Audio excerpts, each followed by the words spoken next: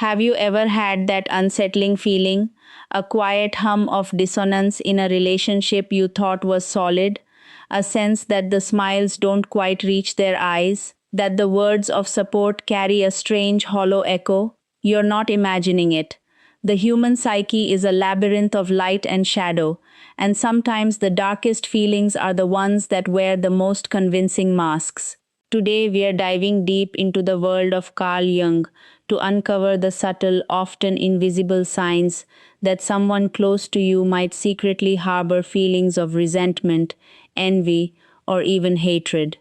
This isn't about paranoia, it's about learning to trust your intuition and understanding the hidden language of the unconscious.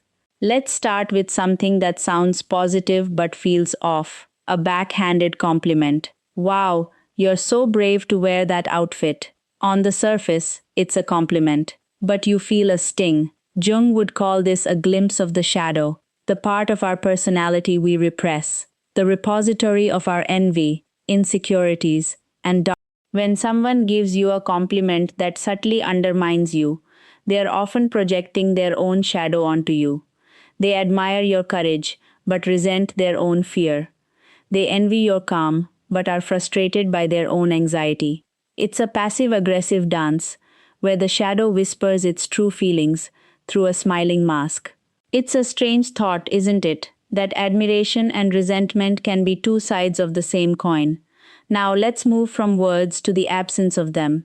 You share good news, and instead of the expected enthusiasm, you're met with a brief, almost imperceptible pause, a flicker of something unreadable in their eyes, before the forced smile appears. This isn't just awkwardness, it's a void where a positive emotional response should be. Jung believed that the unconscious communicates in powerful nonverbal ways. That silence is a space where their true feelings, feelings they might not even be consciously aware of, are screaming. It's a sign that your success has touched a nerve, a raw spot in their own psyche.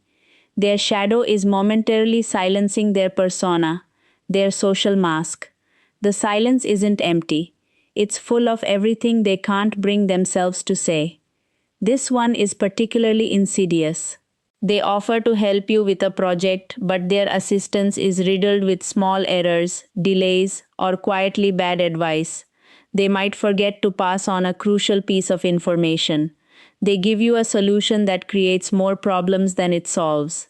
This is the shadow in action, a master of subtle sabotage. They can't consciously admit they want you to fail. That would be too confrontational for their persona. So their unconscious engineers a way for it to happen under the guise of being helpful. It's a way to act on envy or resentment without ever taking responsibility, without ever having to look at that part of themselves directly. Watch the pattern. One mistake is human. A consistent pattern of help that leaves you worse off is something else entirely. You achieve something real, something you worked hard for, and their response strips it down to almost nothing. Oh, that's nice. My cousin did something similar last year. Or a quick nod, a subject change.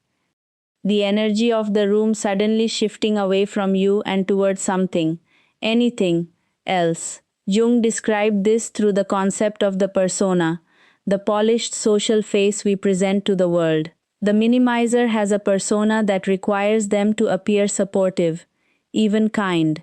But their shadow, seething with comparison and inadequacy, cannot allow your achievement to stand tall beside them. So it cuts it down, quietly, plausibly, in a way that leaves you wondering if you're being too sensitive.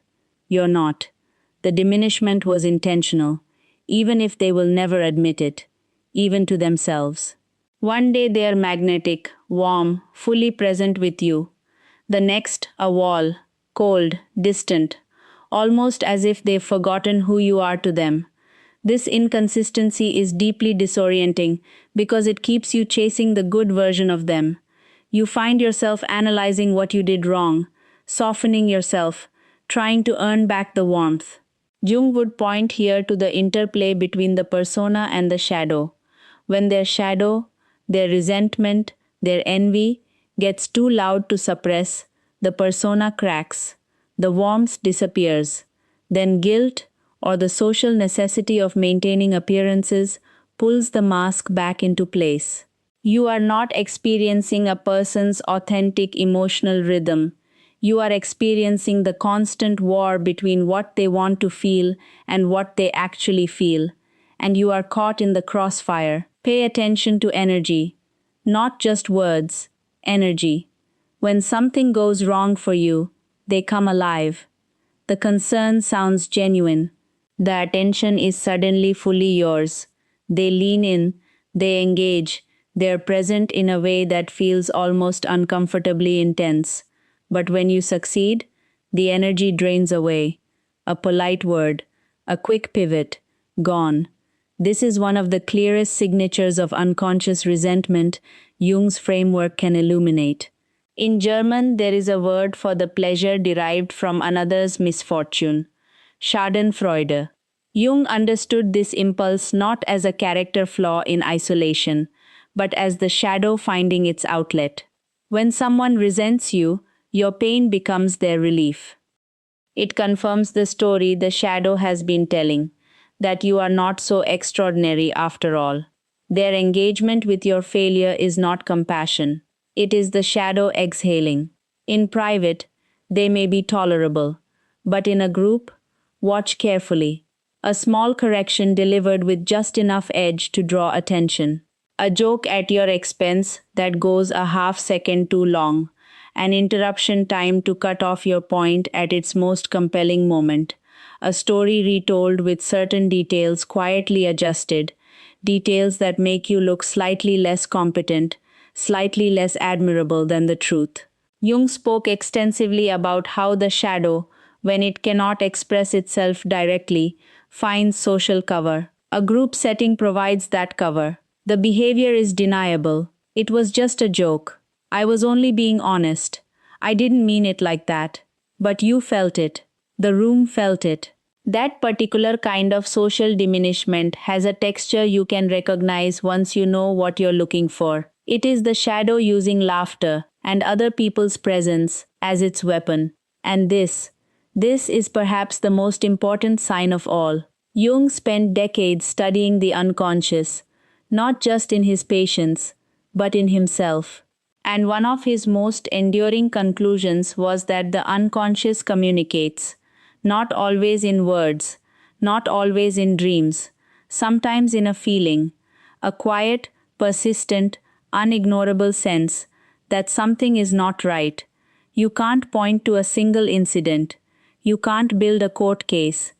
But you feel it, the slight tension when they walk into the room, the way your energy depletes after spending time with them, the way you find yourself editing yourself around them, making yourself smaller, less visible, less likely to provoke something you can't quite name. Jung called this the transcendent function, the psyche's capacity to synthesize conscious and unconscious information into something felt rather than known. What we call intuition is often the unconscious having already processed hundreds of microsignals and delivering its conclusion as a feeling. Your gut is not irrational. It is a sophisticated instrument, pattern matching in real time, tracking what your conscious mind is still trying to explain away. When something feels consistently wrong, Jung would ask you to sit with that feeling rather than dismiss it.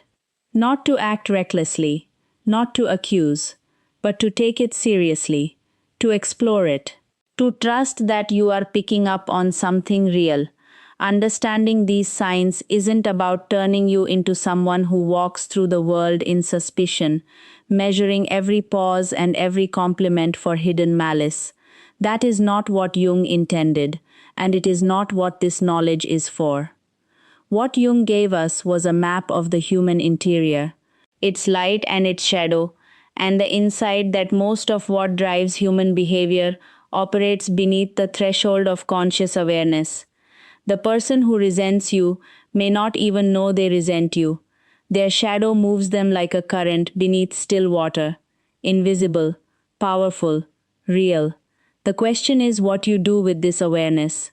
You cannot force someone else to confront their shadow. That is the inner work each of us must choose for ourselves. What you can do is stop internalizing the weight of their unprocessed emotions. Stop wondering what is wrong with you every time their mask slips. Stop chasing the warmth of someone whose shadow has already decided what it feels about your light.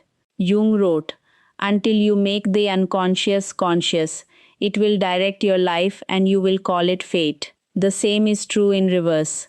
Until you make their unconscious behavior conscious, until you name what you are witnessing, it will confuse you, exhaust you, and quietly erode your confidence. Now you have the language. Trust what you feel, honor what you observe, and give yourself permission to protect your energy from the shadows that are not yours to carry. Jung wrote, "Until you make the unconscious conscious, it will direct your life and you will call it fate." The same is true in reverse. Until you make their unconscious behavior conscious, until you name what you are witnessing, it will confuse you, exhaust you, and quietly erode your confidence. Now you have the language. Trust what you feel, honor what you observe, and give yourself permission to protect your energy from the shadows that are not yours to carry.